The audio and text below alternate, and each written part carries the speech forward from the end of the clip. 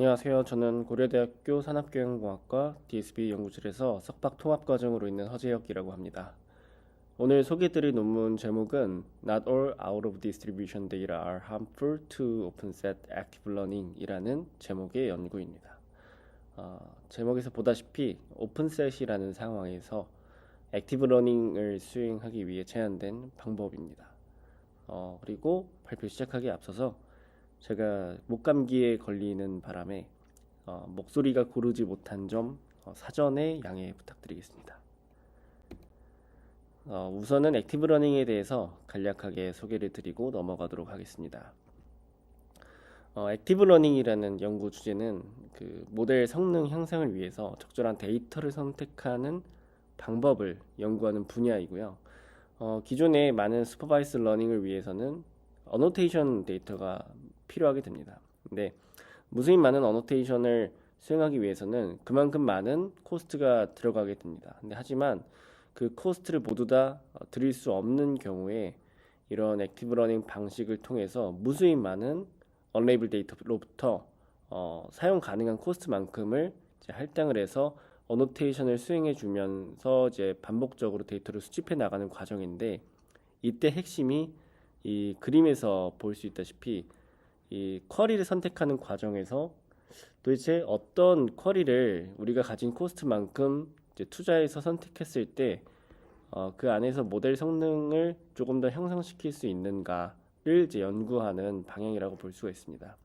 그래서 이 쿼리를 선택할 때 보다 모델 성능 향상에 도움이 되는 샘플을 찾아내는 것이 액티브 러닝에서 말하는 쿼리 스트레치라고 할 수 있습니다. 그래서 그 쿼리 스트레치들을 제안해 나가면서 많은 연구가 수행이 되고 있습니다. 그래서 간단하게 노테이션을 통해서 이 액티브 러닝 과정을 좀 소개를 드리면, 언레이블 풀이 그 레이블이 아직 달려있지 않은 데이터셋을 말합니다. 보통 라지 U라고 뭐 표현을 많이 하고요. 그리고 이제 모델 학습을 위해서 초기에 이제 소수의 레이블되어 있는 데이터셋을 또 가지고 있습니다. 그리고 학습을 위한 모델이 있고, 그리고 아까 말씀드렸다시피 언레이블 데이터로부터 어떤 쿼리를 선택할지에 대한 방법, 그것을 이제 쿼리 스트레치라고 하고요. 그리고 사용자가 허용 가능한 코스트만큼 선택해주는 그것을 이제 쿼리 또는 배치라고도 많이 얘기를 합니다.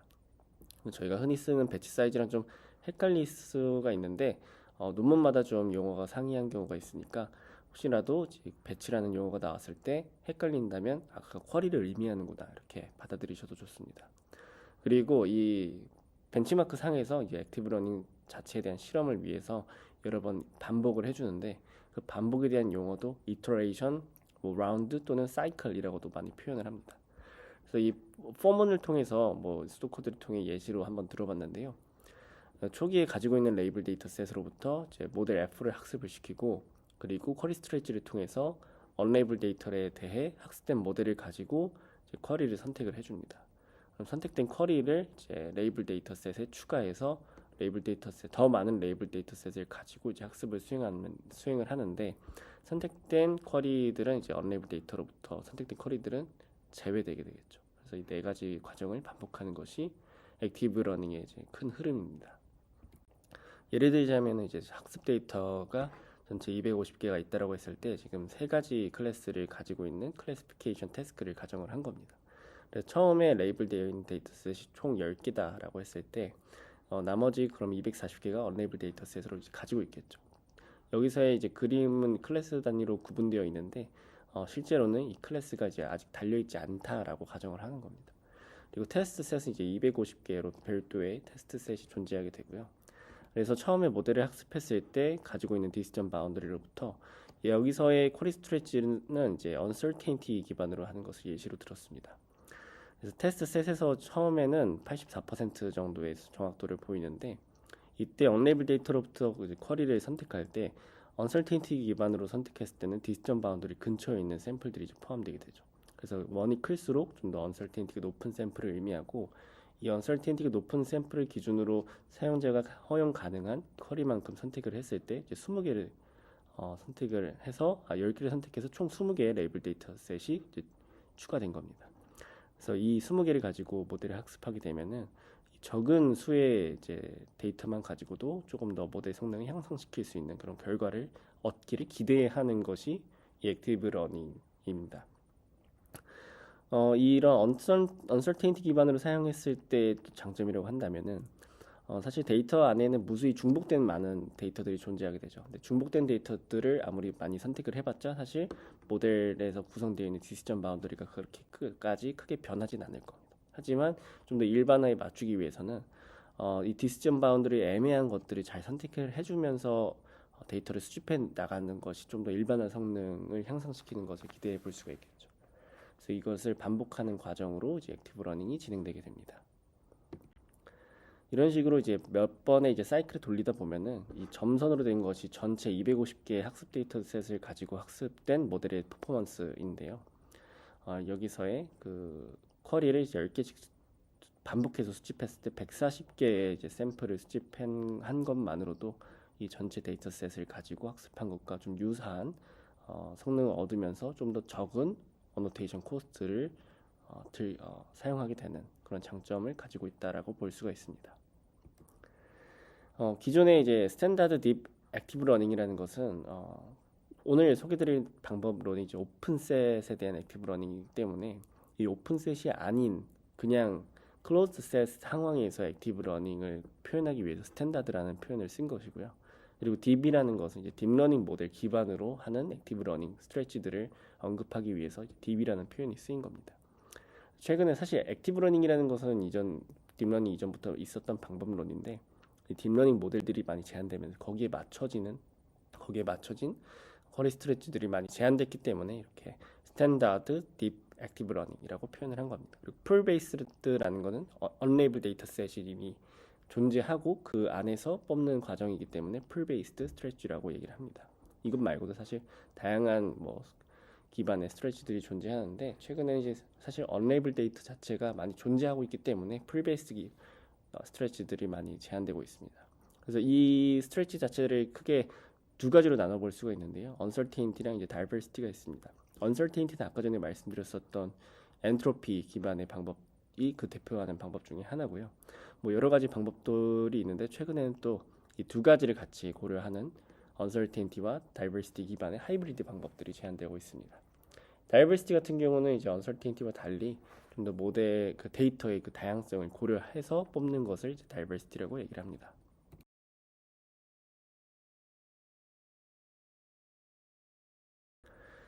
이 일반적으로 아까 전에 말씀드렸었던 스탠다드 액티브 러닝이라는 것은 언레이블 데이터 안에 우리가 사용하고자 하는 클래스와 동일한 분포의 클래스가 존재하는 것을 말합니다.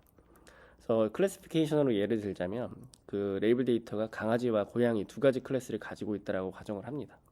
그랬을 때 언레이블 데이터 자체에 이제 강아지와 고양이 클래스만 갖고 있는 데이터들이 존재한다라고 가정하는 것이 이 스탠다드 액티브 러닝에서 가정하는 내용입니다. 근데 하지만 실제로 생각을 해보자면은 언레이블 데이터에는 이제 우리가 원하는 클래스의 같은 디스트리뷰션만 존재하는 것을 기대하기가 힘듭니다. 그래서 조금 더 현실적인 그 상황을 발현하는 것이 이제 오픈셋 액티브 러닝이라고 볼 수가 있고요. 그래서 여기에서 예시를 든 것처럼 레이블 데이터셋에는 우리가 학습하고자 하는 두 가지 클래스가 존재하지만 실제로 언레이블 데이터셋에는 그 두 가지 클래스 말고도 다양한 클래스들이 존재할 수가 있습니다. 그것을 이제 보통은 out of distribution 줄여서 OOD라고 얘기를 많이 하고요. 같은 클래스에 해당하는 것을 in distribution 줄여서 ID라고 얘기를 많이 합니다. 그래서 오픈셋 액티브 러닝에서 핵심은 이 무수히 많은 언레이블 데이터셋 안에 그 서로 다른 그 OOD 클래스를 제외하고 오로지 이제 in distribution에 해당하는 ID 샘플들만 잘 선택해서 어노테이션을 하는 것이 오픈셋 액티브 러닝에서 원하는 방향이다라고 볼 수가 있습니다. 관련 연구에 대해서 좀 살펴보자면 주로 이제 이 오픈셋 액티브 러닝에서 언급하는 두 가지 개념이 있는데 첫 번째가 퓨리티라는 스코어가 있고 두 번째가 인포머티브니스라는 스코어가 있습니다. 근데 이 두 가지에 대한 이제 딜레마가 또 존재하게 되는데 이 퓨리티라는 거는 아무래도 ID에 조금 더 적합한 샘플을 표현하는 것이 퓨리티라는 스코어를 말하고요. 인포머티브니스라는 거는 모델 성능 향상이 좀 더 도움이 되는 샘플 자체를 말합니다.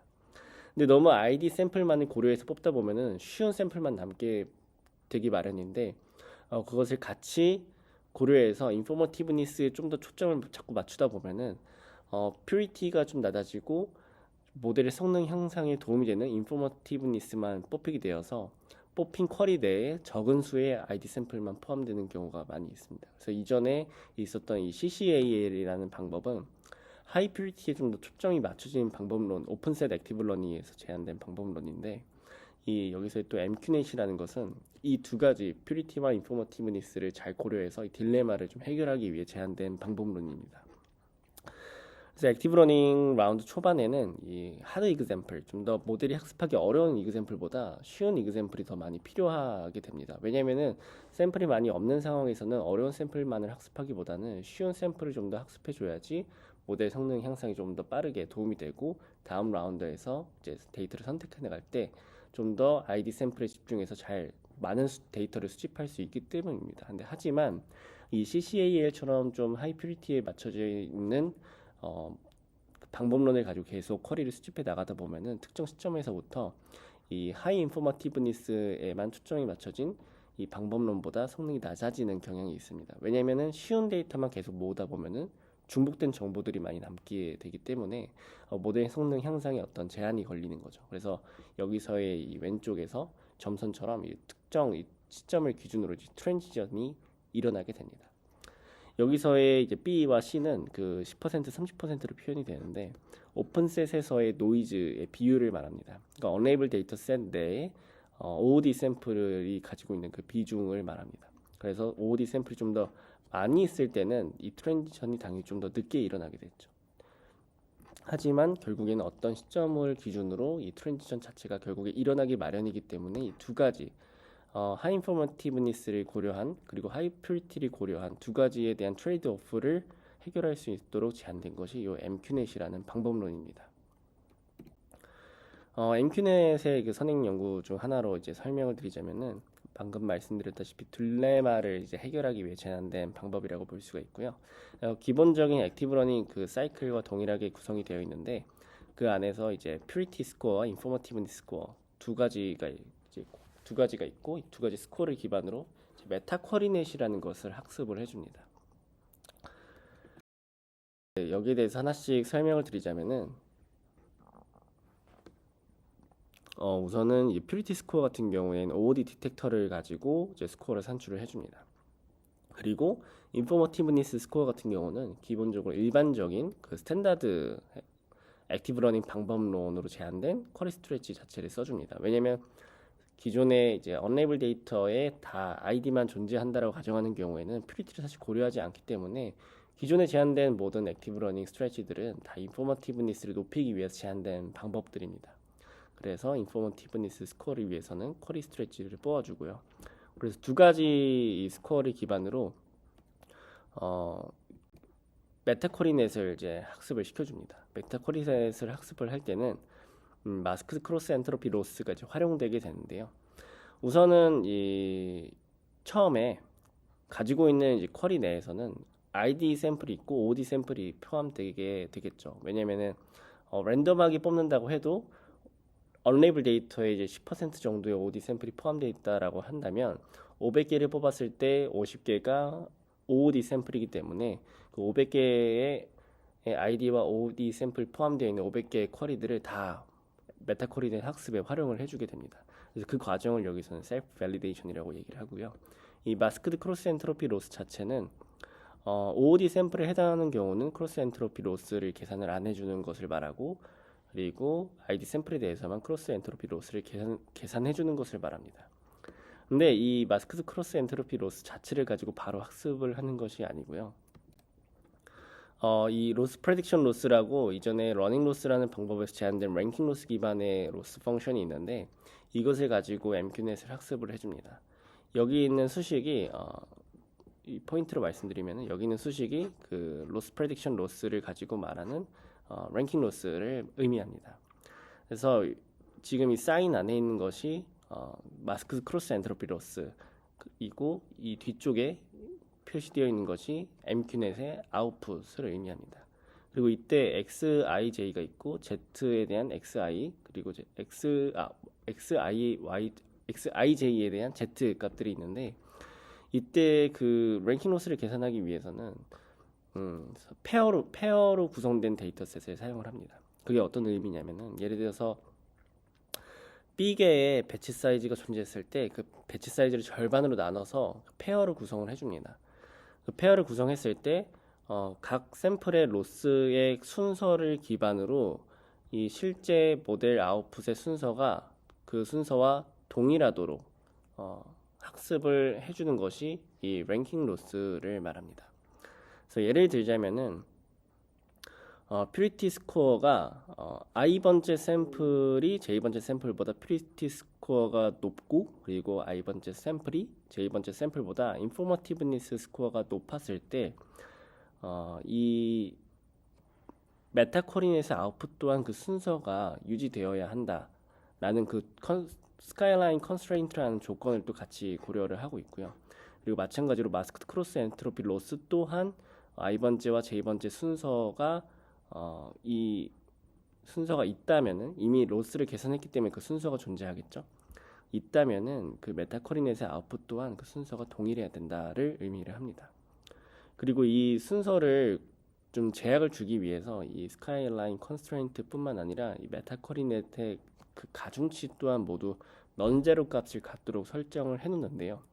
이 넌제로 값으로 설정하는 이유는 이 i번째 또는 j번째에 대한 샘플의 그 순서가 있을 때 넌제로 값으로 하게 되면은 그 아웃풋 또한 넌 디스크리티브하게 모노토닉하게 이제 나타나기 때문에 이 가중치 값을 모두 넌제로 값으로 설정을 해줍니다.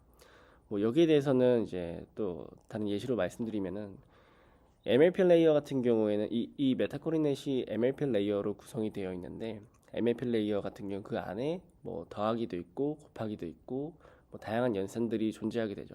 근데 넌제로 값이 아닌 경우에는 그 연산을 통해서 나온 아웃풋이 그 기존의 입력 값의 두 샘플 간의 순서가 바뀌게 되는 경우가 있습니다. 그래서 그것을 보장하기 위해서 가중치를 모두 넌제로 값으로 설정을 한 것이고요. 여기에 대해서는 증명 과정이 또 논문 안에 포함되어 있기 때문에 이 메타코린의 논문을 또 같이 참고를 해주시면 좋을 것 같습니다. 그래서 이 결과를 살펴봤을 때 이 왼쪽에 있는 것들이 스탠다드 액티브 러닝에서 제한된 쿼리 스트레치 방법들이고 오른쪽에 있는 것들이 오픈셋 액티브 러닝에서 제한된 방법들입니다. 그래서 10%부터 60%까지 크게 네 가지의 OOD 비중이 어네이블드 샘플 안에 포함되어 있다고 했을 때 OOD 샘플의 비중이 클수록 좀 더 여기서 제한한 메타코린넷의 성능이 다른 방법론과의 그 차이가 더 커지는 것을 볼 수가 있습니다.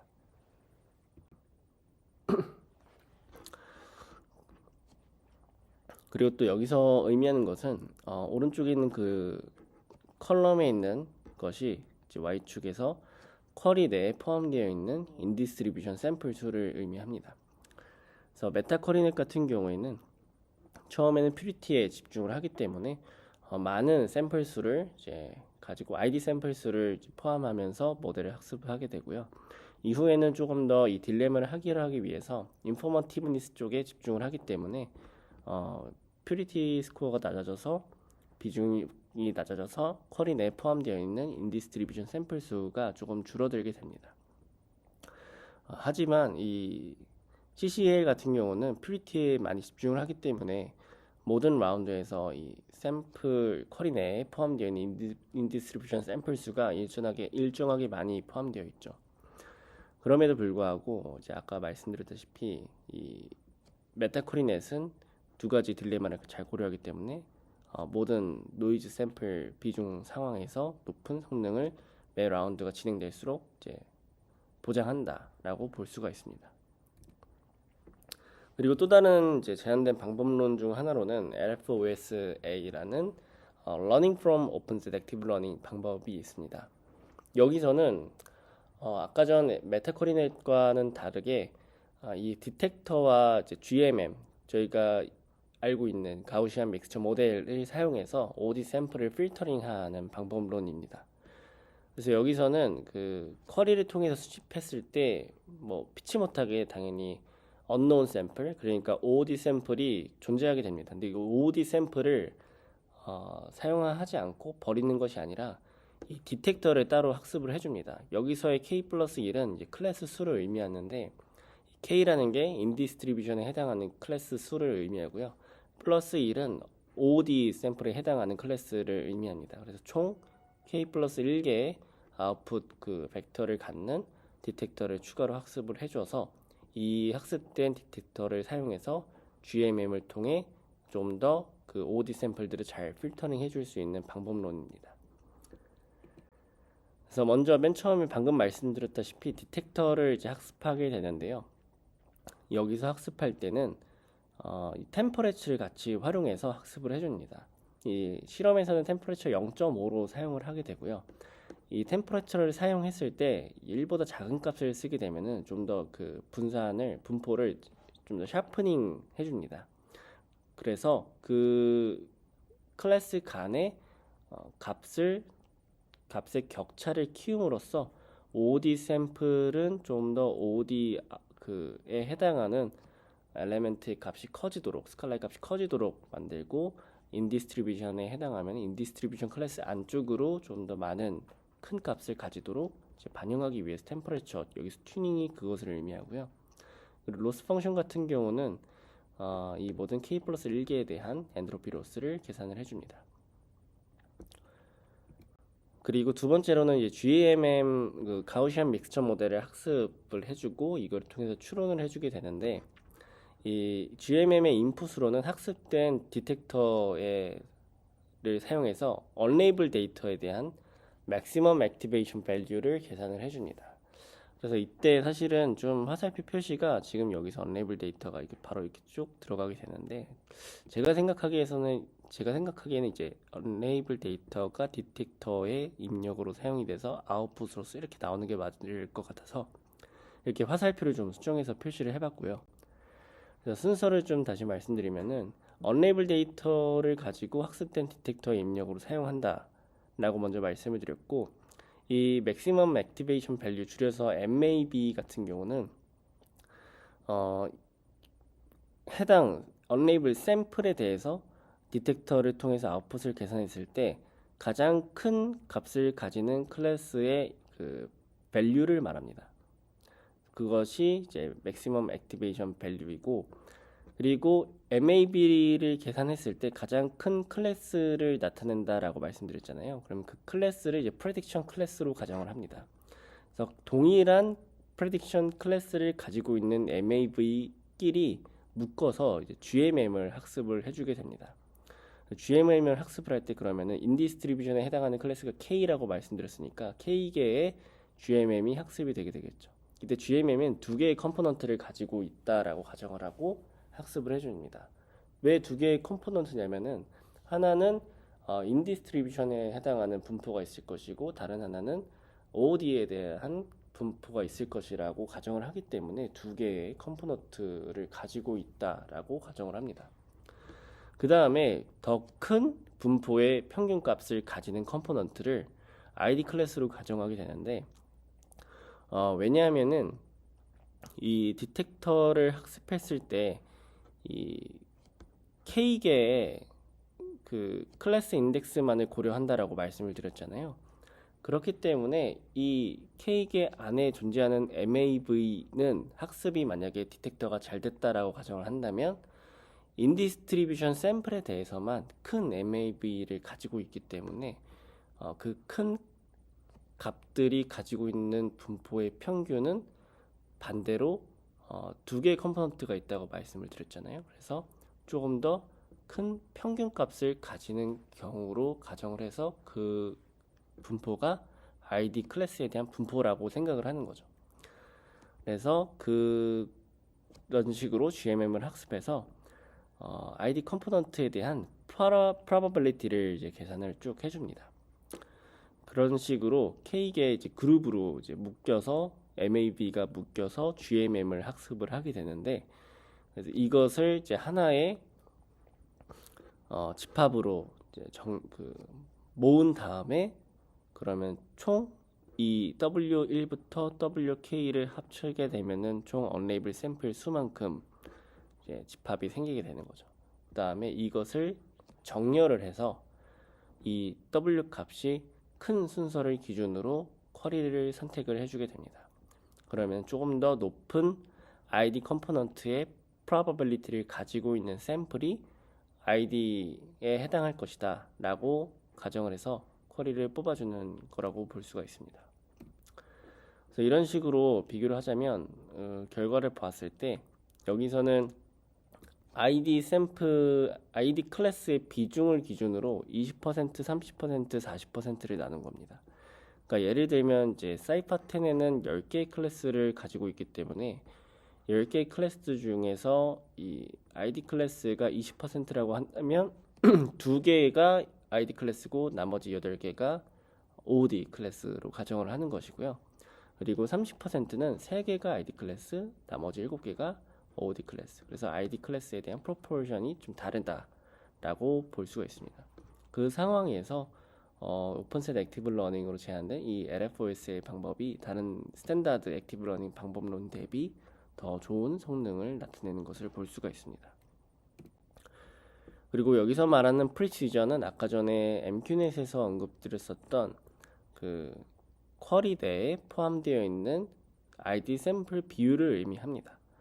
그래서 맨 처음에 보시면은 처음에는 그렇게까지 프리시전이 높지가 않죠. 왜냐면은 수집된 데이터 내에 OD 샘플 수가 적기 때문입니다. 그리고 여기서는 첫 번째 라운드 때 OOD 샘플이 없다라고 가정을 하기 때문에 프리시전이 낮은 것을 볼 수가 있고요. 그리고 그 이후부터는 OOD 샘플이 점점 수집이 되면서 이 디텍터의 성능이 올라가기 때문에 프리시전 또한 올라가게 됩니다.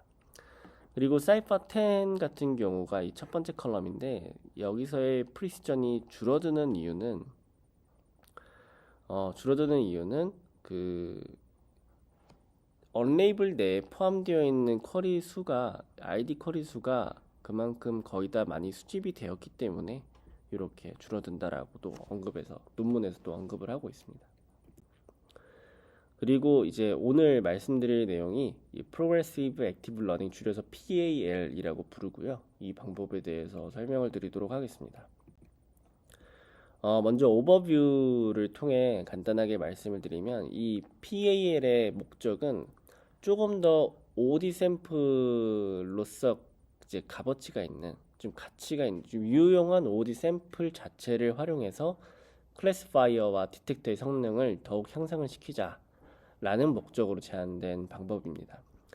그래서 오픈셋 내에 존재하는 이 OOD를 명확하게 구분하기 위해서 일부러 학습 초반부터 일부 OOD를 의도적으로 선택을 해서 사용을 합니다. 그리고 선택된 OOD 샘플을 통해서 OOD 디텍터 성능을 향상시키게 되고요. 왼쪽 그림은 이 코어셋이라는 거는 다이버시티를 고려한 스탠다드 액티브 러닝 방법이고 LFOS OS에는 방금 이제 관련 연구로서 소개드렸었던 방법론입니다. 두 가지 모두 다 OOD 데이터를 이제 쿼리 수집할 때 직접적으로 선택을 하지는 않죠. 그렇기 때문에 이제 without OOD 데이터라고 표현이 되었고요. 그거에 비해서 이 PAL 방법은 의도적으로 OOD 데이터를 선택함으로써 그것을 통해서 디텍터와 클래시파이어의 성능이 더욱 향상된다라는 것을 보여주는 그림입니다. 그리고 오른쪽 그림은 이 PAL에 대한 전체적인 흐름을 보여주고 있는데요. 이 밑에 쪽에 점선으로 쳐져 있는 부분이 오픈셋 액티브 러닝의 일반적인 과정입니다. 그래서 언레이블 데이터로부터 OOD 디텍터를 통해서 OOD 데이터인지 여부를 확인하고 그것이 아니라면은 이제 모델 셀렉션을 들어가서 어노테이션을 해주는 것이죠. 근데 여기서는 OOD 데이터라면은 이라는 가정을 또 추가해서 OOD 데이터를 의도적으로 선택하고 어노테이션을 수행한 뒤에 OOD 디텍터를 추가 학습해 줍니다.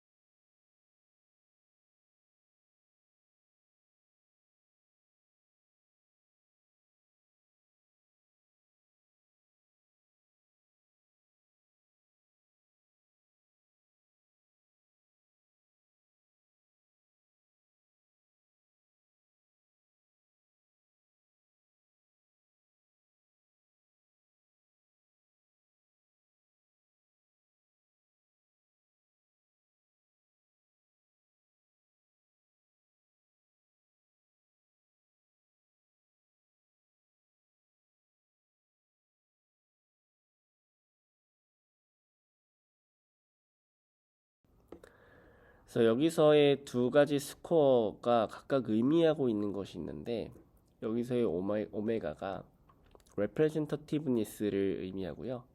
representativeness는 이 G와 ID 클래시파이어 F5를 통해서 메타 웨이트를 학습을 시켜주게 됩니다. 그리고 informativeness 같은 경우는 이 바이너리 클래시파이어를 통해서 계산된 엔트로피 스코어라고 볼 수가 있습니다.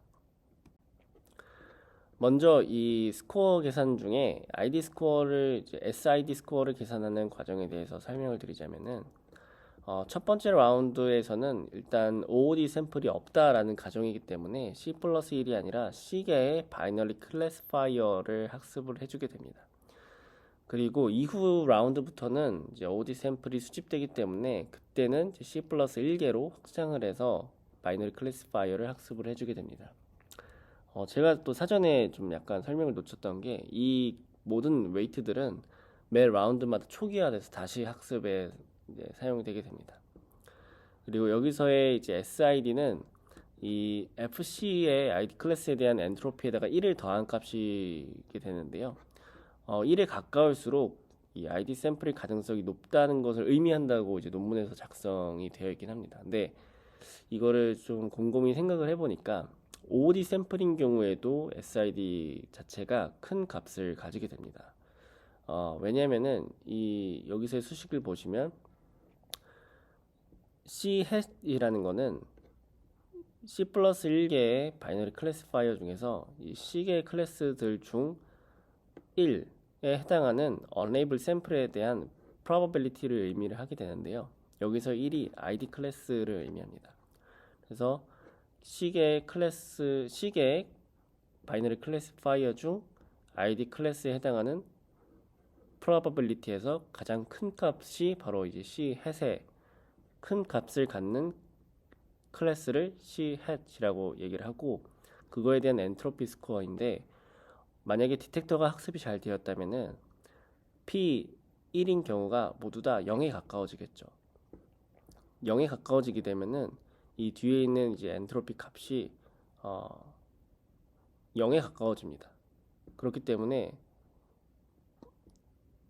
SID가 이제 1에 가까운 값을 가지게 되죠. 근데 원래 의도한 바에 따라서도 이 unlabeled 샘플에 있는 데이터가 ID 샘플에 해당하는 경우에는 이 P, C 햇에 대한 값이 1에 가까워지기 때문에 뒤쪽에 있는 텀이 0이 되고 그때도 SID의 값이 1에 가까워지게 됩니다. 그래서 이거에 대해서는 조금 이따가 또 뒤쪽에 최종 스코어를 계산할 때 또 제가 생각한 바를 또 말씀을 드리도록 하겠습니다.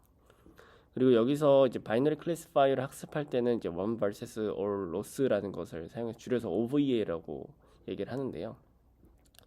이때는 이제 실제 레이블 데이터를 가지고 학습을 하는 것이기 때문에 해당 레이블 데이터의 레이블에 해당하는 엔트로피 로스가 있고 이 뒤쪽에서는 모든 그 바이너리 클래시파이어에 해당하는 OOD 클래스에 대한 로스를 계산하는 것이 아니라 하드 네거티브 샘플링을 해서 사용을 해줍니다.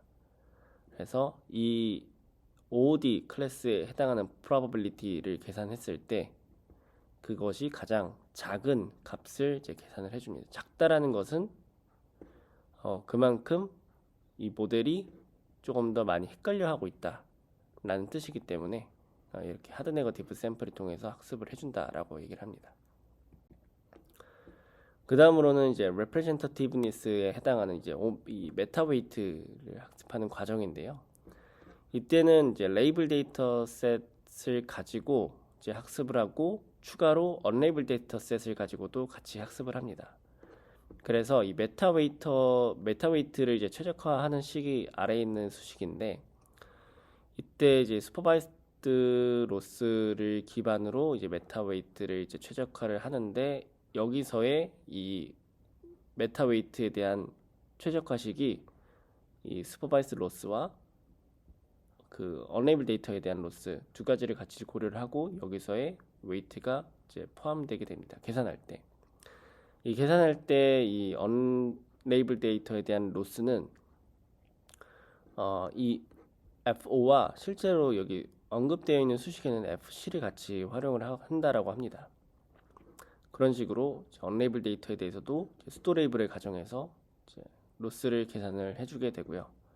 이때 그 메타 웨이트가 최적화되는 방향은 이 슈퍼바이즈 로스가 있기 때문에 결국엔 레이블드 데이터셋에 해당하는 이 DL에 대해서 최적화가 되게 됩니다. 그래서 최적화가 이쪽으로 레이블 데이터에 맞춰져서 되기 때문에 언레이블 데이터 내에 ID 샘플일수록 이 메타 웨이트가 큰 값을 가지게 됩니다. 왜냐면은 이 로스가 작아지도록 이 웨이트가 학습이 되는 것인데, 이 로스가 작게끔 만들려면은 ID 샘플에 해당하는 언레이블 데이터셋의 내에서 ID 샘플에 해당하는 경우 로스가 작게 나오겠죠. 그래서 이 웨이트 자체가 이 커도 상관은 없습니다. 근데 하지만 언레이블 데이터에 대해서는 이 로스가 크게 되겠죠. 그래서 크게 되기 때문에 이 값을 줄이기 위해서 이 웨이트가 작은 값을 갖게 됩니다. 그런 식으로 최적화가 되기 때문에 이 메타 웨이트라는 오메가 값 자체가 클수록 ID 샘플을 좀 더 표현한다 라고 볼 수가 있습니다.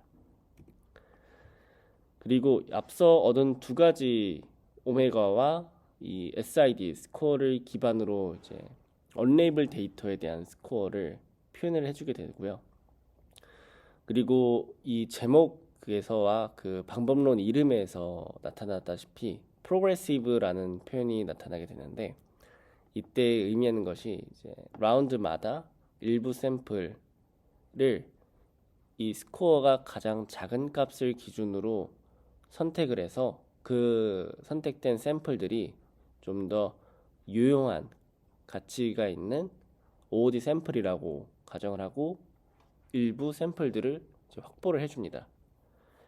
그리고 여기서 두 가지 이 조건에 따라서 이 스코어가 계산되는 방식이 바뀌게 되는데요. otherwise에 해당하는 부분이 첫 번째 라운드를 의미합니다. 그 첫 번째 라운드 때는 오메가의 뮤라는 것은 이제 하이퍼 파라미터고요. SID를 더해준 값이 첫 번째 라운드에 사용되는 언레이블 샘플에 대한 스코어고, 그리고 라운드가 끝나고 나서 OOD 샘플이 추가되었을 때는 이제 C 플러스 1개가 되기 때문에 그때부터는 이러한 수식을 가지고 언레이블 샘플에 대한 스코어를 계산을 한다라고 합니다. 자, 아까 전에 제가 SID 자체가 그 논문에서는 클수록 ID 샘플일 가능성이 높은 스코어다라고 얘기를 한다고 말씀을 드렸잖아요. 하지만 실제로 생각을 해보면은 이 ID 클래스에 해당하는 언레이블 샘플에 대한 이 probability 스코어가 이 작아지는 경우에도 SID가 커지게 됩니다. 그랬을 때 의미하는 것은 이제 ID 스코어에 대한 그 probability가 작다라는 것은 OOD일 가능성이 높다라는 것을 의미하는 것이고, 이 스코어가 1에 가까워질수록 ID 샘플이라는 것을 의미하는 것인데, 물론 이제 학습이 잘 되었다라는 가정이겠죠. 그때 첫 번째 라운드에서의 언레이블 샘플에 대한 스코어를 이런 식으로 계산해서 사용한다라는 것은 여기서 가장 낮은 값을 기준으로 이제 샘플을 선택했을 때 그때는 확실한 OOD 샘플이기 때문에 첫 라운드 때는 이런 식으로 샘플을 확보한다 라고 일단 생각이 들고요. 두 번째 라운드 때부터는 이제 SID를 1에다가 빼주죠. 그랬을 때는 이 가운데 있는 해당하는 영역들이 이제 높은 값을 갖게 되는데, 그랬을 때는 이 높은 값을 갖는다는 거는 uncertainty가 굉장히 높다라는 것을 또 의미하게 되거든요. 그래서 uncertainty가 높은 것 중에서 이 오메가를 메타 웨이트를 기준으로 샘플을 선택해 주겠다라고 볼 수가 있습니다. 그 말은 즉슨 오메가에 좀 더 영향을 주어서 uncertainty가 높다라고 판단된 것 중에 ID 샘플을 뽑아주겠다라는 것을 또 의미하게 됩니다. 그 말은 좀 더 informativeness가 높은 쪽으로 샘플을 뽑겠다라는 것으로 볼 수도 있습니다. 조금 헷갈릴 수가 있는데 혹시나 너무 빠르게 지나가거나 이제 약간 고민이 필요하신 분은 잠시 이제 중단하시고 다시 한번 또 들어보는 것을 추천드리고, 아니면 또 수식을 통해서 고민을 해보시는 것을 추천드립니다.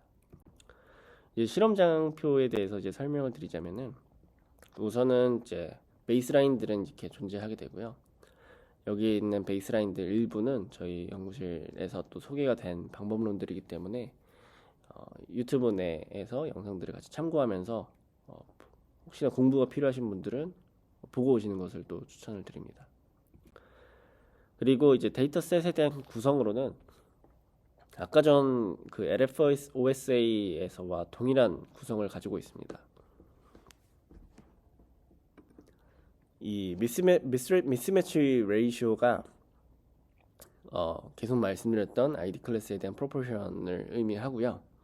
그래서 예를 들면은 미스매치 레이쇼가 20%라고 가정했을 때, 사이파10 같은 경우는 이제 두 개의 클래스가 ID 클래스고 OOD 클래스가 8개다 라고 볼 수가 있는 거죠. 이런 식으로 20%, 30%, 40%를 나눠서 사용을 했다라고 하고요. 초기 레이블 데이터셋 자체는 사이파10은 1%, 사이파100과 타이니 이미지넷은 10%로 가정을 합니다. 그리고 수집하는 쿼리 수는 1,500개로 이제 사용을 해서 이제 실험을 했다라고 하고요. 그리고 PAL 같은 경우는 수집한 쿼리에서 의도적으로 OOD 샘플을 수집한다라고 말씀을 드렸는데, 이 실험에서는 1,500개 중에 50개를 OOD 샘플로 해서 뽑았다라고 합니다. 네, 이제 그 스탠다드 액티브 러닝과 오픈셋 액티브 러닝 두 가지에 대한 비교 실험이 있는데요. ID 프로포션이 20%라고 했을 때 세 가지 데이터셋 모두 기존 스탠다드 액티브 러닝과 오픈셋 액티브 러닝 대비 더 높은 성능을 보장하고 있습니다. 그리고 오픈셋 액티브 러닝 같은 경우는 이제 CCAL 같은 경우가 첫 번째 라운드 때는 아무래도 많은 퓨리티를 이제 보장하려고 하기 때문에 높은 성능을 가지고 있지만, 이후에 가면 갈수록 이제 LFOSA 방법이 더 높은 성능을 보이고 있습니다. 하지만 이 PAL 같은 경우는 OOD를 이제 의도적으로 수집하면서 디텍터의 성능을 높였다라고 얘기를 하고 있기 때문에 첫 번째 라운드 때부터 다른 방법론 대비 더 높은 성능을 가진다라고 볼 수가 있습니다. 그 다음으로는 서로 다른 ID 프로포션 비율에 대한 실험 결과고요. 이것도 사실은 마찬가지로 모든 세 가지 클래스 데이터셋에 대해서 서로 다른 프로포션에 대해서도 이 PAL이라는 방법론이 다른 방법론 대비 더 높은 성능을 보장한다라고 이제 보이고 있습니다. 그리고 이제 프리시전에 대한 결과로 볼 수가 있는데요. 이 프리시전에 대해서 살펴봤을 때 LFOSA보다 훨씬 더 높은 프리시전을 보장한다라는 점이 또 특히나 눈여겨볼 점 중에 하나입니다. LFOSA도 이제 ID 샘플에 대해서 좀 더 잘 뽑기 위해서 가우시안 믹스처 모델을 활용하게 되는데, 그것보다도 더 높은 프리시전 스코어를 가지고 있다라고 볼 수가 있습니다. 그리고 여기서는 어블레이션 스터디를 통해서 이제 LFOSA와의 비교를 하고 있는데요. LSFA에서는 이제 OOD 샘플을 뽑고 있지 않기 때문에 이 주황색에 해당하는 OOD라고 예측한 것 중에 실제 OOD인 케이스가 없죠. 근데 PAL은 의도적으로 뽑고 있기 때문에 매 라운드마다 뽑힌 쿼리 내에서 이 주황색의 비중이 포함되어 있는 것을 볼 수가 있습니다. 그럼에도 불구하고 이제 그 파란색에 해당하는 ID 샘플로 이제 뽑았는데 실제로 OOD인 케이스가 LFOSA에 비해서 훨씬 더 적습니다.